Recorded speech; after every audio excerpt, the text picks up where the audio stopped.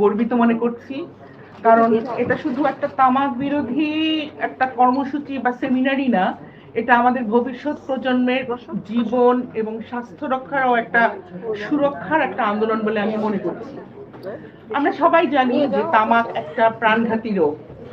তামাক একটা প্রাণঘাতী পণ্য, কিন্তু দুঃখজনক ভাবে হলেও বাংলাদেশ অর্থনৈতিক অঞ্চল কর্তৃপক্ষ বেজা বহুজাতিক কোম্পানি ফিলিপ মরিসকে এই তামাক নিকোটিন পাউচ উৎপাদনের জন্য অনুমোদন দিয়েছে, যেটি বাংলাদেশের জন্য একটা তরুণ প্রজন্মের জন্য একটা হুমকি স্বরূপ।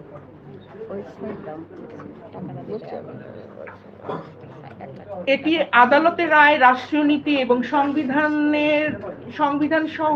সংবিধানের অনুচ্ছেদ এবং রাষ্ট্রীয় দায়িত্বের সম্পূর্ণ পরিপন্থী, এবং বিশ্ব স্বাস্থ্য সংস্থাও